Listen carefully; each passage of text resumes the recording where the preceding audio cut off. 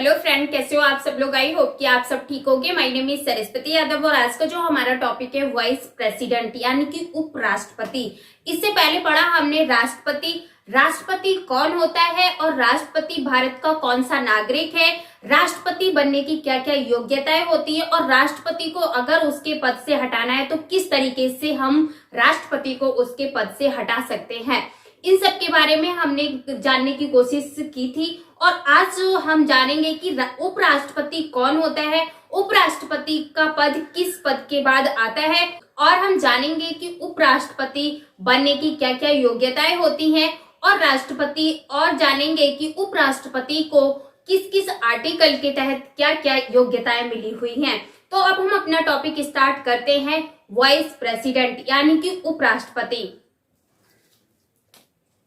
अगर हम बात करें वाइस प्रेसिडेंट की यानी कि उपराष्ट्रपति की, तो जो हमारा उपराष्ट्रपति होता है वह राष्ट्रपति के बाद उपराष्ट्रपति का पद आता है।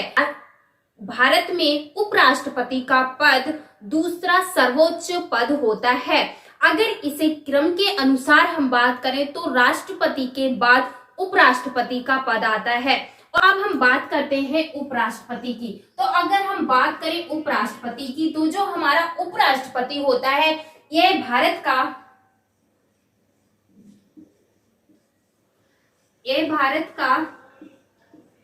दूसरा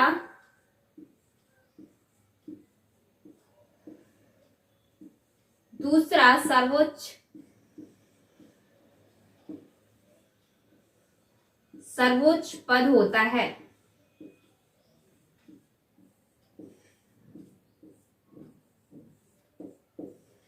सर्वोच्च पद होता है। और अगर हम इसके पद की बात करें तो इसका पद राष्ट्रपति के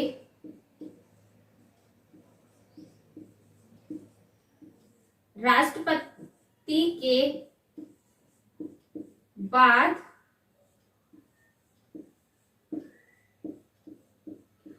उपराष्ट्रपति का पद आता है।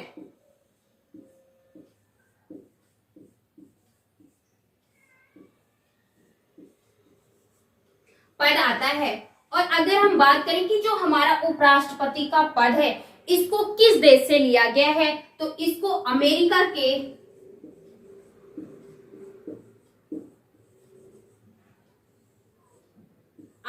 से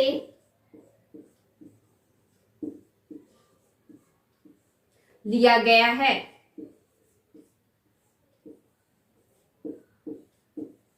जो हमारा उपराष्ट्रपति का पद होता है इसको अमेरिका के संविधान से या अमेरिका से लिया गया है। और उपराष्ट्रपति का पद किसके पद के बाद आता है, तो उपराष्ट्रपति का पद राष्ट्रपति के पद आता है। और यहाँ से very very most important question बनता है। यहाँ से very very most important question बनता है कि भारत का जो सर्वोच्च पद होता है या भारत का जो दूसरा सर्वोच्च पद होता है यह किसका होता है। ऑप्शन आता है, कई बार एग्जाम्स में आ भी चुका है। तो सबसे आता है राष्ट्रपति, इसका फर्स्ट ऑप्शन होता है राष्ट्रपति। सेकंड होता है उपराष्ट्रपति।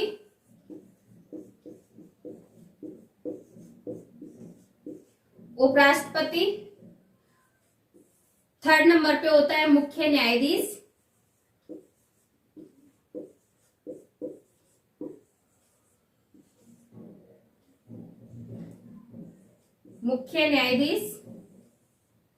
फोर्थ होता है प्रधानमंत्री।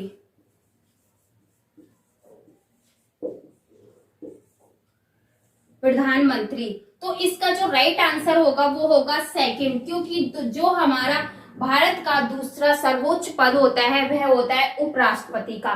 तो यहाँ पे आप कंफ्यूज नहीं होना, ये very very most important question है और यहाँ से कई बार क्वेश्चन बन भी चुका है कि जो हमारा भारत का दूसरा सर्वोच्च पद होता है ये किसका होता है, तो ये उपराष्ट्रपति का होता है। बात करें उपराष्ट्रपति का जो पद होता है ये किसके पद के बाद आता है, तो यह राष्ट्रपति के बाद उपराष्ट्रपति का पद आता है।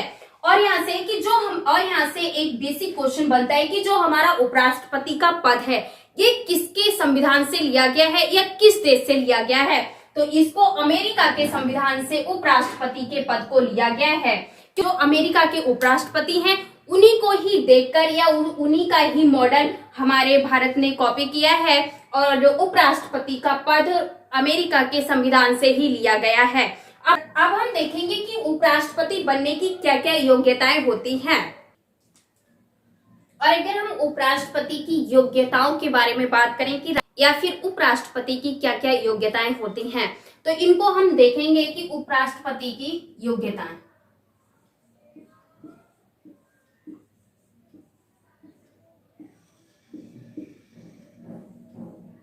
अगर हम उपराष्ट्रपति की योग्यताओं के बारे में बात करें तो उपराष्ट्रपति बनने की जो सबसे पहले कि वह भारत का नागरिक होना चाहिए। पहली जो योग्यता है वह भारत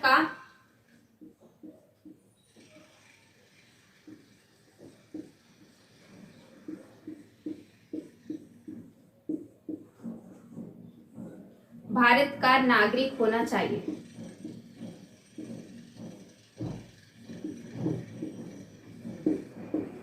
उपराष्ट्रपति बनने की जो पहली हमारी योग्यता है वह है कि वह भारत का नागरिक होना चाहिए। और जो इसकी सेकंड योग्यता है कि वह 35 वर्ष कंप्लीट कर चुका हो, 35 उम्र पूरी कर चुका हो।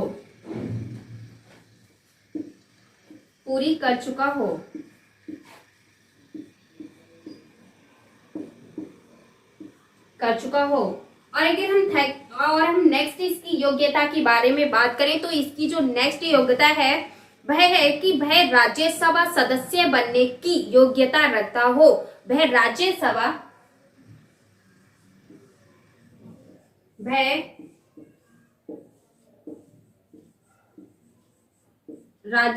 का सदस्य बनने की योग्यता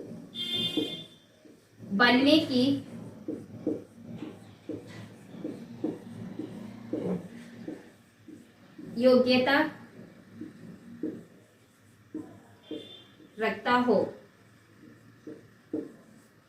वह राज्यसभा का सदस्य बनने की योग्यता रखता हो। तो उपराष्ट्रपति कौन कौन बन सकता है? तो उपराष्ट्रपति बनने की योग्यता है कि सबसे पहले तो है कि वह भारत का नागरिक होना चाहिए और जो उसकी उम्र है वह 35 इयर्स कंप्लीट कर चुका हो। और नेक्स्ट जो इसकी योग्यता है कि वह राज्यसभा का सदस्य बनने की योग्यता रखता हो। और अब हम जानेंगे कि उपराष्ट्रपति का निर्वाचन किस तरीके से किया जाता है। तो अब हम जानने वाले हैं निर्वाचन।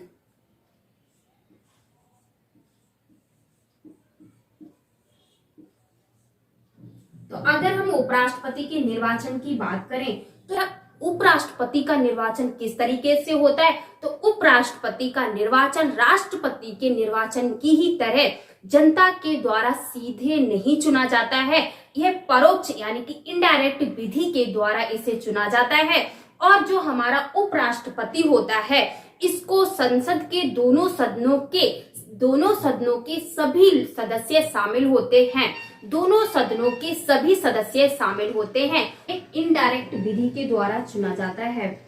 और इसमें है कि उपराष्ट्रपति के चुनाव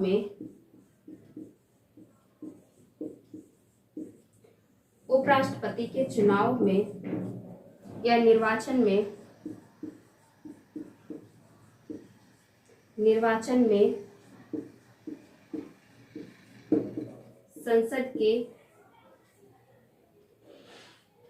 संसद के दोनों सदनों के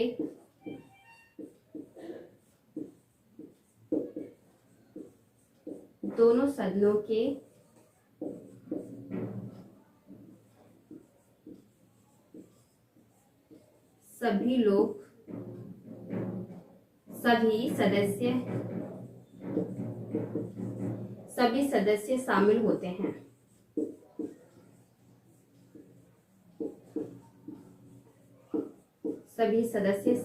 हैं।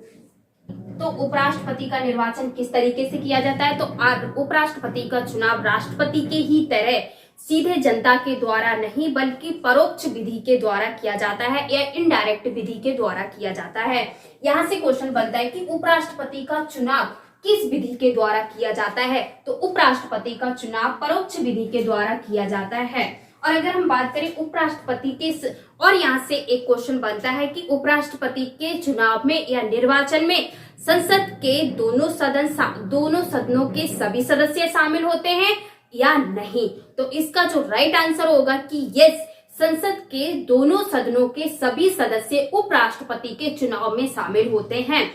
तो जो हमारा उपराष्ट्रपति होता है यह राष्ट्रपति के निर्वाचन से दो तरह से भिन्न होता है। राष्ट्रपति के निर्वाचन से उपराष्ट्रपति का निर्वाचन दो तरह से भिन्न होता है। अब हम बात करेंगे कि वो दो तरह कौन कौन से हैं। अगर हम बात करें उपराष्ट्रपति के निर्वाचन की, तो इसमें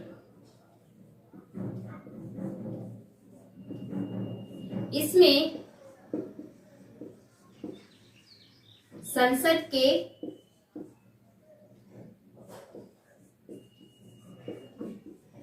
निर्वाचित व मनोनीत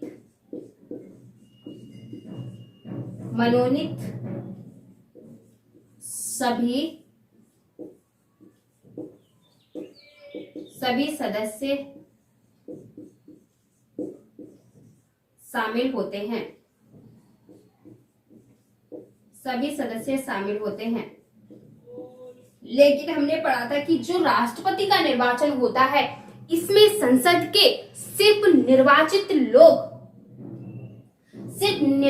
ही सदस्य शामिल होते हैं। निर्वाचित सदस्य ही शामिल होते हैं। मनोनीत सदस्य राष्ट्रपति के निर्वाचन में पार्टिसिपेट नहीं करते हैं या भाग नहीं लेते हैं। और इसमें सेकंड बात है हमारी, ये राज्यसभा, इसमें राज्यसभा के सदस्य शामिल नहीं होते हैं,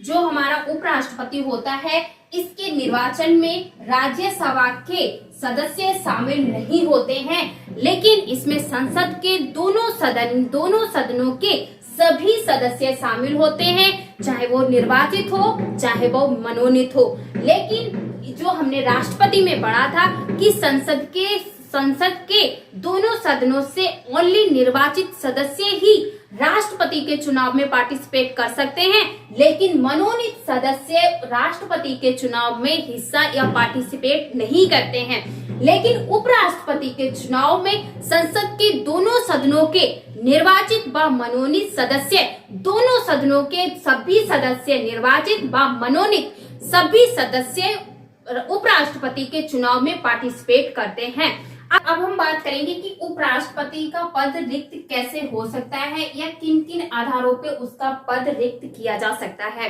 तो अगर हम बात करें उपराष्ट्रपति के पद रिक्त की, तो सबसे पहले है कि उसकी जो 5 वर्ष की पदा अवधि समाप्त हो चुकी हो। जो हमारा उपराष्ट्रपति है उसका कार्यकाल कितना होता है, तो उसका कार्यकाल 5 वर्ष का होता है। अगर उसकी जो कार्य की अवधि है या समय है, अगर वह कंप्लीट हो गया है तो उस पद रिक्त किया जा सकता है।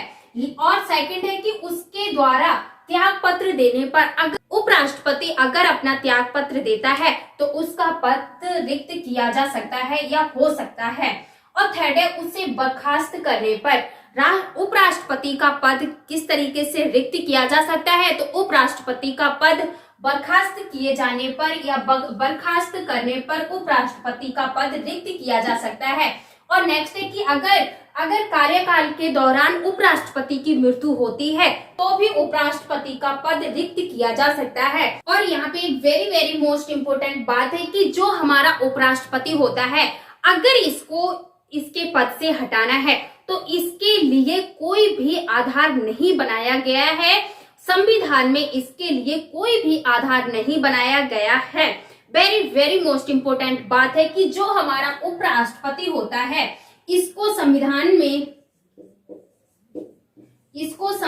में हटाने का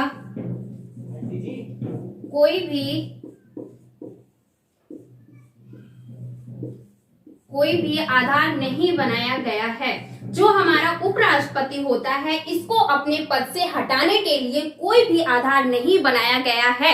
हमने पढ़ा था राष्ट्रपति को अगर उसके पद से हटाना है तो उसको महाभियोग के द्वारा हम राष्ट्रपति को उसके पद से हटा सकते हैं, लेकिन उपराष्ट्रपति को हटाने के लिए संविधान में कोई भी आधार नहीं बनाया गया है।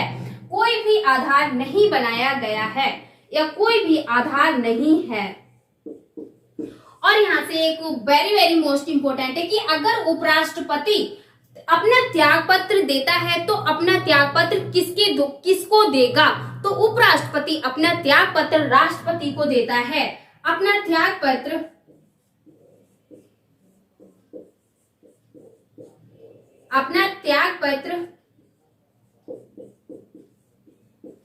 राष्ट्रपति को देता है।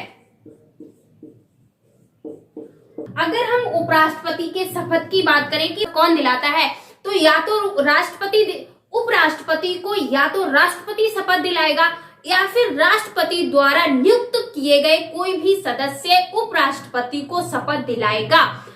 उपराष्ट्रपति को शपथ कौन दिलाता है? उपराष्ट्रपति को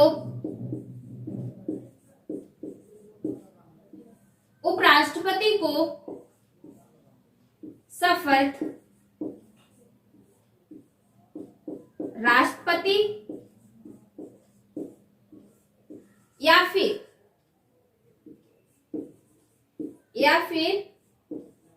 राष्ट्रपति द्वारा नियुक्त सदस्य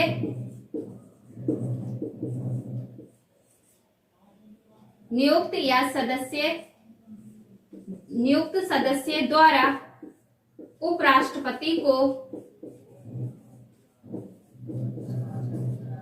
उपराष्ट्रपति को शपथ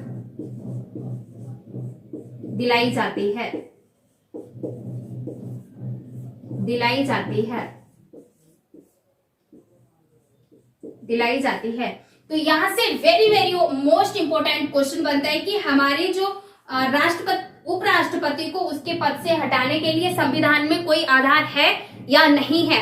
तो कहीं ना कहीं हमारा दिमाग जाएगा कि किसी को हटाने के लिए कोई ना कोई आधार जरूर बनाया जाता है, लेकिन उपराष्ट्रपति एक ऐसा पद है जिसे हटाने के लिए संविधान में कोई भी आधार नहीं बनाया गया है।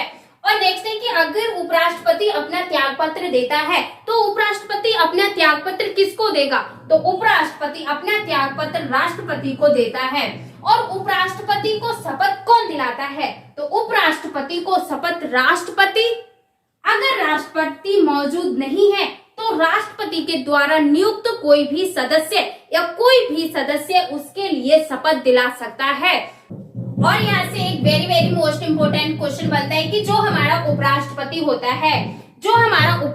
होता है अगर इसका कार्यकाल कंप्लीट हो गया है तो क्या कार्यकाल कंप्लीट होने के बाद भी उपराष्ट्रपति अपने पद पर रह सकता है? तो यस, जब तक उपराष्ट्रपति का उत्तराधिकारी उस पद को ग्रहण ना कर ले तब तक राष्ट्रपति पुनः निर्वाचन की योग्यता रखता है। उपराष्ट्रपति का उत्तराधिकारी पद ग्रहण नहीं कर लेता है तब तक उपराष्ट्रपति अपने पद से नहीं हट सकता है।